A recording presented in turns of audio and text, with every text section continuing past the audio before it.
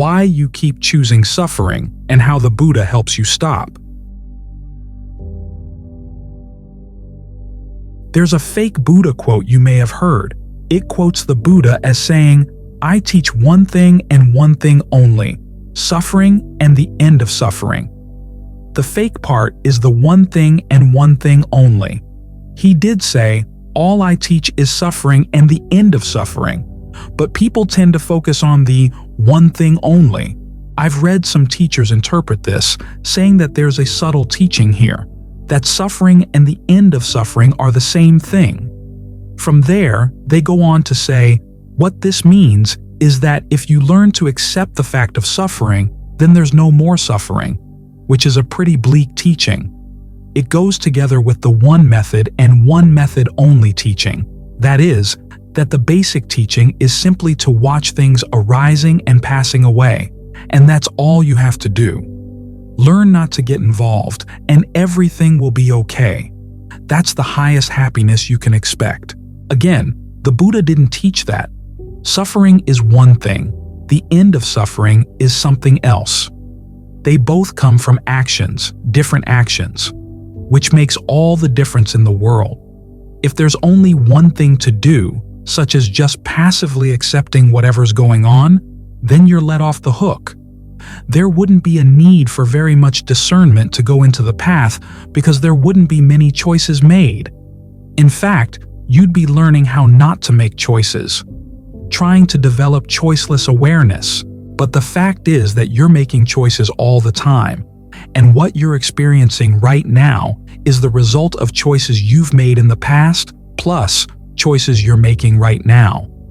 A major part of the path is learning how to accept that fact and then to work with it, to do something positive with it. In other words, if there's suffering right now, you've been making some bad choices in the past, and you're making some bad choices right now. If you weren't making bad choices right now, there wouldn't be any suffering.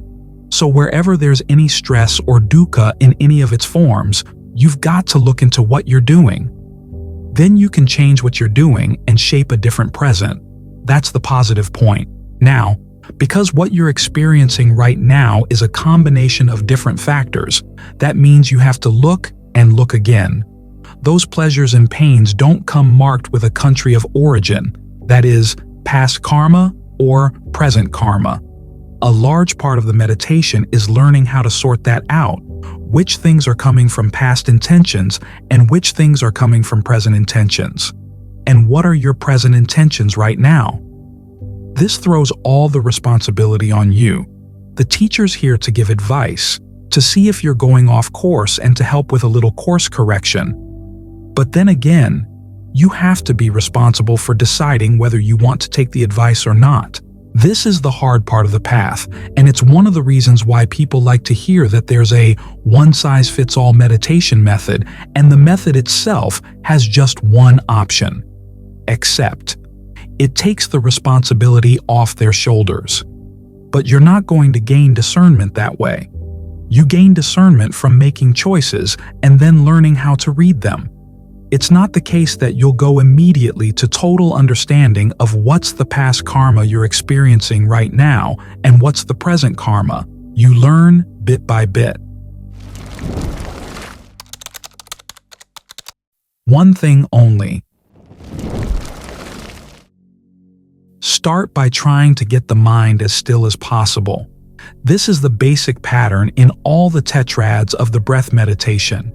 You sensitize yourself to what you're doing, and then you try to do it in a way that leads to greater calm, to more subtle forms of concentration, and more subtle levels of pleasure. You work through this process of sensitizing and refinement step by step, which means that you have to be very observant. The Buddha gives you some guidance. If you notice that things are inconstant in the mind, especially if the level of stress or ease in the mind is inconstant, look at what you're doing. When the level of stress goes up, what did you do? When it goes down, what did you do? When things seem to be perfectly still and perfectly at ease, try to maintain that stillness and see if you can begin to sensitize yourself to more subtle ups and downs. This keeps throwing the responsibility back on you. The Buddha's there with guidance. He gives you lots of different meditation methods to deal with specific problems as they come up. Breath meditation is your home base because it's a method that sensitizes you directly to bodily, verbal, and mental fabrication and points you in the direction of learning how to calm these things. But sometimes issues come up in the mind that are a lot more blatant than that. That's when you need contemplation of the body, contemplation of death, contemplation of the principle of karma, reflections on the Buddha, the Dharma, and the Sangha.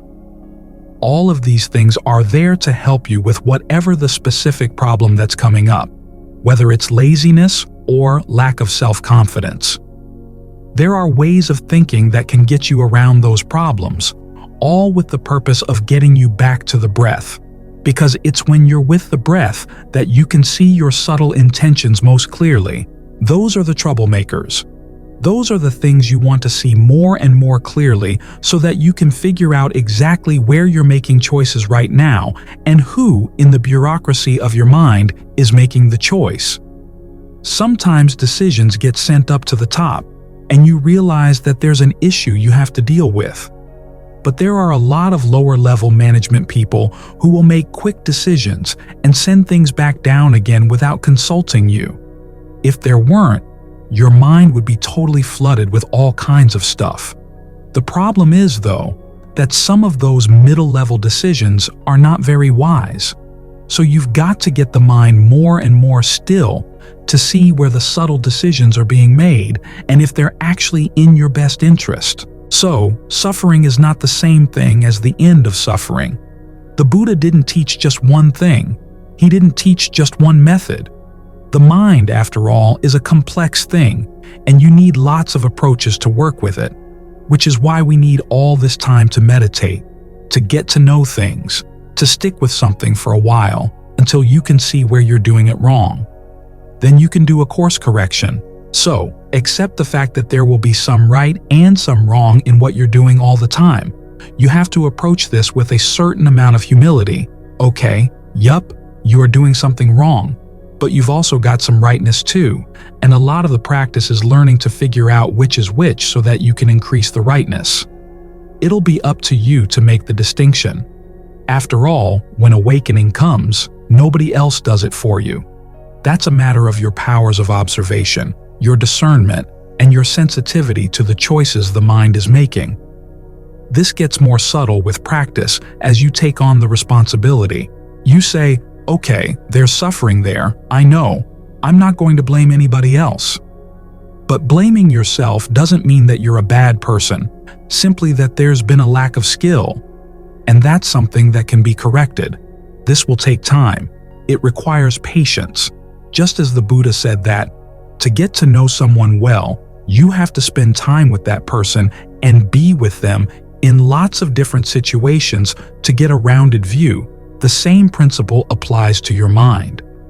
To get a rounded view of what's going on in your mind, where there's suffering and stress and what's causing it, you have to spend time and be observant.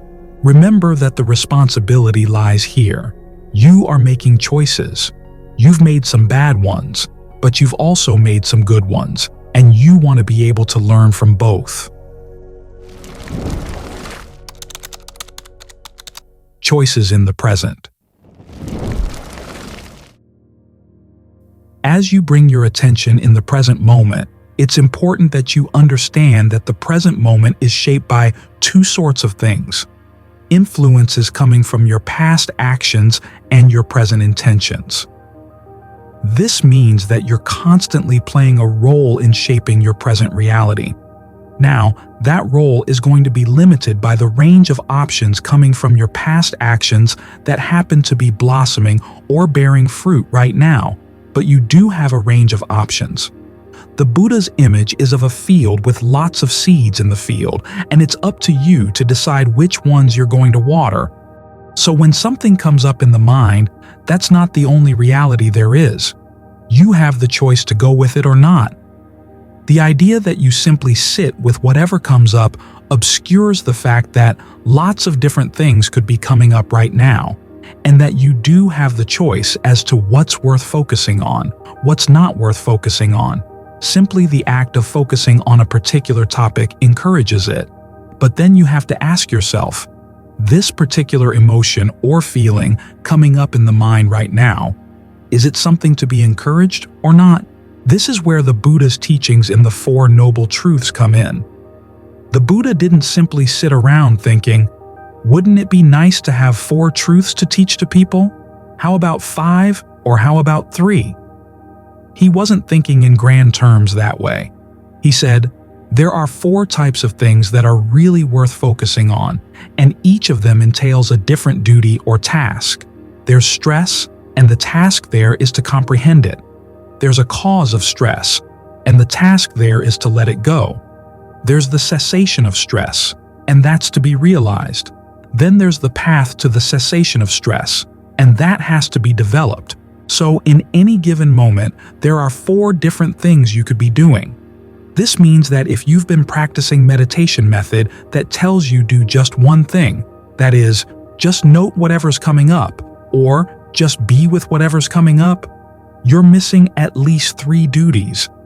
And even just being with something is not necessarily anywhere near any of those 4 duties at all. So you have range of options. And it's good to take advantage of that range, because as a meditator, another one of the Buddha's images is that you're a true warrior. You have battles to be fought here, in particular battling your greed, anger, and illusion. You're battling your tendency to create unnecessary stress and suffering. As with any battle or with any warrior, you have to decide which battles should be taken up right now, which ones you're ready for, and which ones you want to put off to the side. Putting things off to the side doesn't mean you're denying that they're there, simply that you realize that you're not ready for that particular battle yet. You've got to find allies. That's the part of developing the path. You need to develop mindfulness, concentration, discernment, all the factors of the path, because they're your allies in trying to comprehend suffering and letting go of its cause. After all, to comprehend it, you have to sit with it. You have to watch to see when it comes, when it goes, what comes along with it, what goes when it goes away, so that you can see that connection of cause and effect. For most of us, our understanding of things is like connect the dots. A few dots here and a few dots there, you can make any picture from them by connecting them with lines. But the only way to check to see if the picture is accurate is to stick with things over time. Now, to stick with the uncomfortable things coming up in the mind requires that you have strength to withstand them so that you don't just fall in with them, and so that you're not suffering while you're watching the suffering.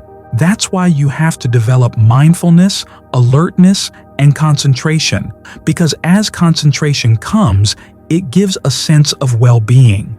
We sit here with the breath. The breath feels good coming in, feels good going out.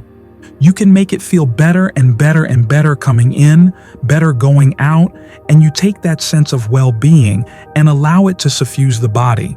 The Buddha talks of kneading it through the body the same way that you would knead moisture through a ball of dough, to the point where the whole ball of dough is saturated with moisture. You want to be able to breathe in and out in a way that allows the whole body to feel saturated with a sense of ease, refreshment, well-being, rapture. When you can tap into that and maintain that, then you can carry it into other situations. You've got your reinforcements, you've got your allies. So as we're meditating here, trying to get the breath comfortable, trying to get the mind at ease in the present moment, it's not just so that we can feel nice right here and now. We're developing important skills.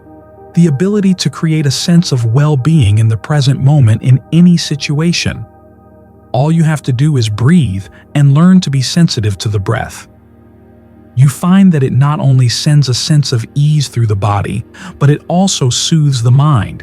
It helps to heal any wounds in the mind, places where you felt deprived, places where you felt hurt, wounded. This helps to ease a lot of the feeling of rawness that goes along with those wounds. Then, when you're feeling healed and strengthened, you don't want to just leave that sense of well-being here in the spot where you're meditating. You want to take it with you, to tap into that skill whenever and wherever it's needed, so that you're not facing all the troubles of being a human being alone.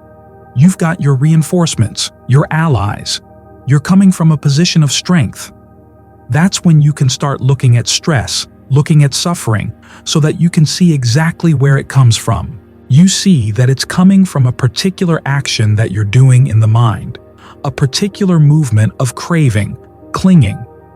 When you can see that act of craving in the mind in action, see that it's causing stress and that you don't have to do it, that's when you can let it go. Letting go here means that you learn to stop doing it.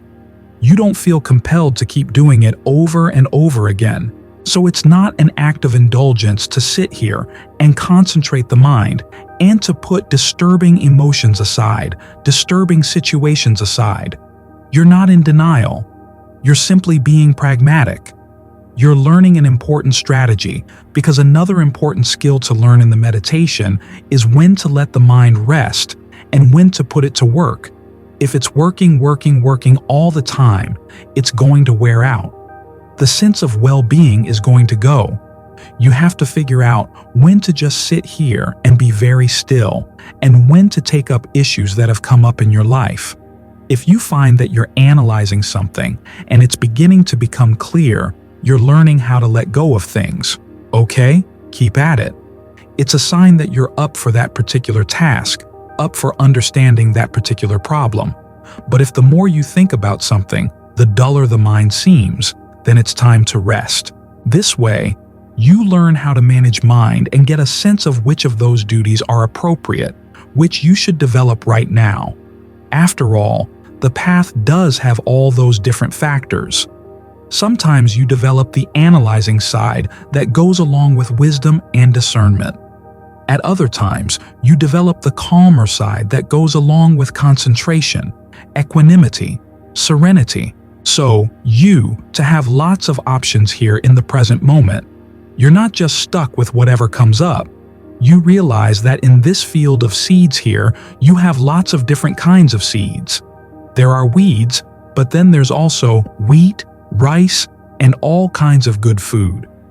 You ask yourself, are you going to sit here feeding on the weeds and the poisonous plants, or are you going to feed on the food? The more you feed on healthy food, then when the poisonous things do come up, you learn, oh, I don't need to eat that because I've got better food than this. I can just look at it, I can uproot it.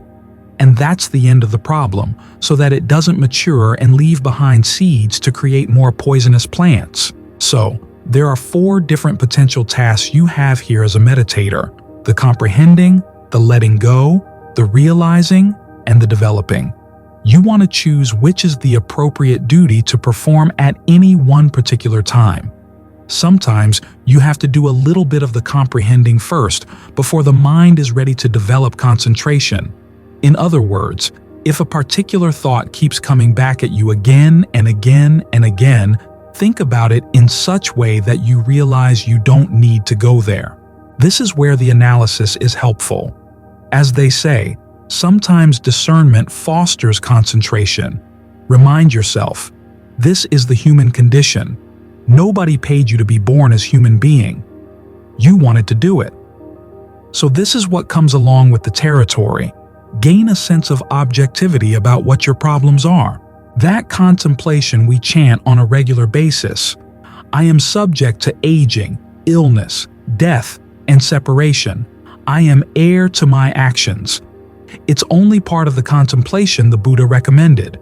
He went on to tell us to stop to think about the fact that all beings and all levels of being, from the lowest levels of hell on up to the highest levels of heaven, are all subject to aging, illness, death, and separation. It's not just you. That gives you a larger perspective on things, so that it's easier to let go of whatever particular sufferings you're feeling right now, or at least to put them aside and give yourself some space to work on the mind so that you have the strength, you have the reinforcements you need in order to dig deeper into this particular tendency. You have to create suffering, to figure out why it's happening, what you can do to put an end to it, because there is an end to suffering. And it's not just equanimity or acceptance. The end of suffering comes when you dig down and see all the things I've been feeding on. I've been looking for happiness in the wrong places. But now I've got something better to feed on. I don't have to go feeding in all those old places anymore. That way, when you let go, it's not letting go out of disgust, disappointment, or aversion. It's simply that you've matured. Your skill level has taken you to a higher level. Ultimately, it will bring the mind to a point where it doesn't need to feed at all.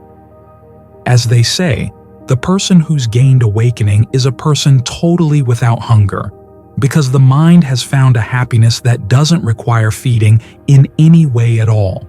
That's when dispassion becomes complete. It can actually go even beyond dispassion. That's the goal we have. At that point, all the tasks of the Four Noble Truths have ended. But in the meantime, you haven't reached that level yet. So remember that you've got all these different options here in the present moment. The things you can comprehend, the things you let go, the things you develop, the things you realize. As for anything that doesn't fit into those four categories, you don't have to pay much attention to it at all. The real work of the practice is in these four duties. These are the actions that really bring results. Beyond acceptance. You're free to choose what you want to do with your mind during this hour. You have that power of choice. The question is, how to make the best use of it.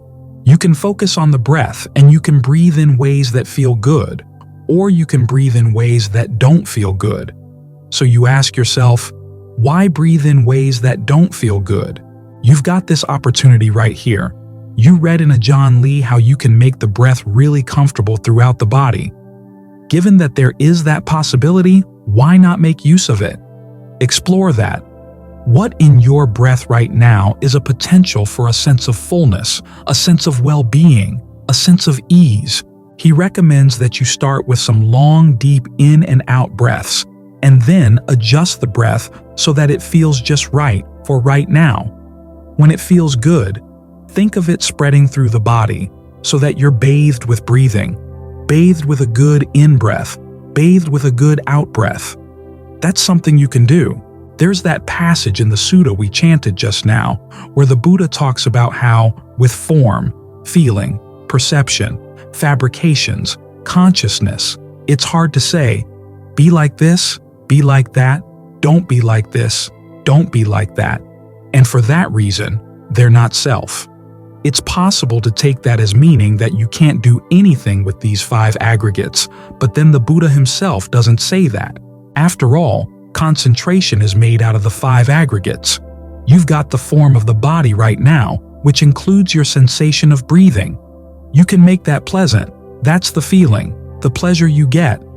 There are the perceptions that you use to think of the breath flowing through the body.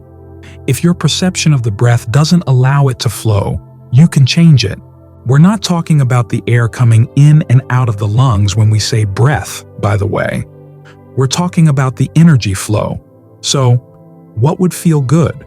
What perception of that flow would help it feel good? Then you talk to yourself as you stay with the breath. 1, you have the intention to stay, and then 2, you have the intention to adjust it so that it feels good. When it feels good, try to maintain it. When you can maintain it, try to let it spread throughout the body. All of those thoughts count as fabrication. Then there's the consciousness that's aware of these things. So, the Buddha says to develop this, which means to take these aggregates you've got and make them into something useful, like that image of the raft going across the river. You don't just dump twigs and branches and leaves and vines into the river, you tie them into a raft. You've got to take advantage of what you've got on this side of the river so that you can get over to the other side. So, there is something you can do with these things. It's just that you have to do it skillfully.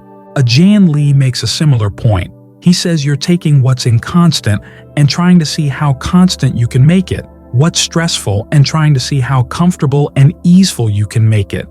What's ultimately not totally under your control and seeing where you can exert some control over it. So you push against the three characteristics. Eventually, you find places where they push back, but you're not going to know where the boundary is until you push. This fits in with the Buddha's teachings on causality in general. Some of the things we experience right now are the result of past actions. In fact, he says all 6 senses are the result of past actions. But what you choose to do doesn't have to be determined by your past actions. There is some freedom of choice in the present moment. It's not total freedom. You can't wish away a lot of things that are here. They're just the given that comes from the past. But, given what you have coming from the past, you find that there is some wiggle room. There are areas where you can make a difference. So you want to take advantage of that possibility and make a good difference. As the Buddha said, if everything were determined by the past, then the idea of something that should be done or shouldn't be done would have no meaning. It all would have been determined a long time ago. There would be no path to the end of suffering.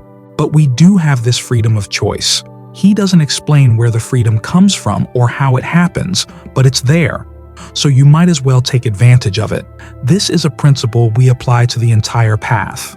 We hear so much about acceptance. Acceptance. Acceptance. Well, yes, there are some things the Buddha has you accept. But there are a lot of things, he says, you don't just sit there. You've got good potentials inside, so make the most of them.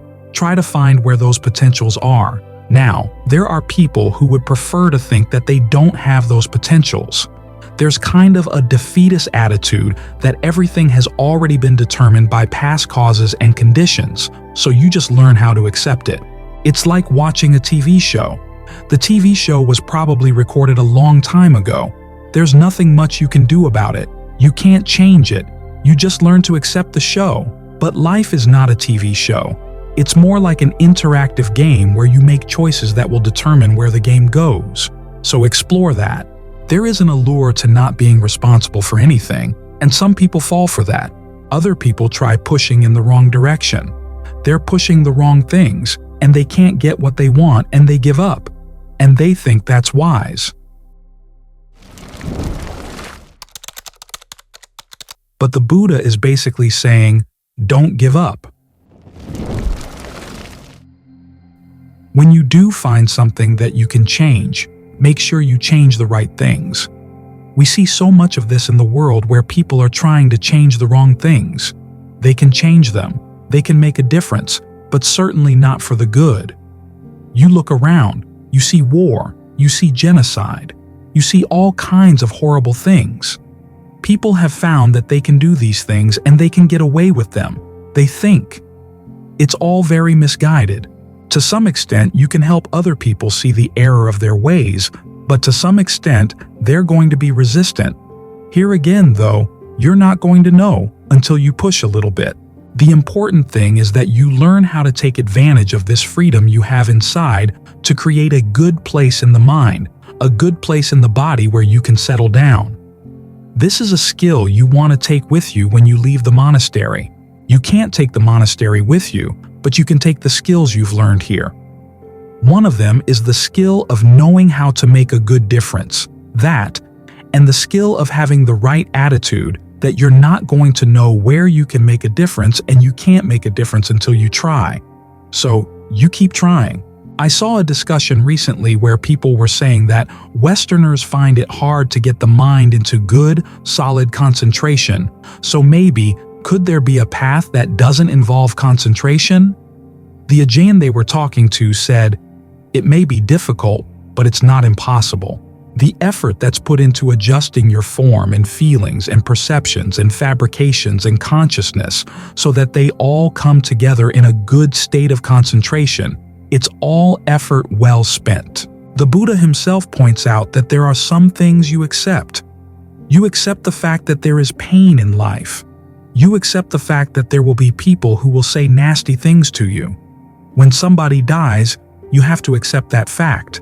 But as for the unskillful qualities in your mind, the Buddha said not to accept them. Accept the fact that they're there, but then you've got to do something about it. And you can do something about it. In some cases, doing something means simply watching them. When you give them your steady gaze, they get embarrassed. It becomes obvious that they're stupid. It's simply that you haven't been paying careful attention, which is why that part of the mind gets away with doing what it wants. But there are other things in the mind where you give them your steady gaze and they stare right back. They're not going to be embarrassed. That's where you have to do what the Buddha calls exerting a fabrication. Look at the way you're breathing. Look at the way you're talking to yourself. Look at the perceptions and feelings you're applying and see where you can change them. Try to figure out where's the allure of that particular cause of suffering. Sometimes you'll say, I don't like it at all, but it's there. And the mind is going for the something there that pulls the mind to it. So something inside you likes it. Try to figure out what that is. Here again, there are some people who tell us, just let things be. Don't try to figure them out. Just accept them. But again, that's defeatism. You can figure things out inside.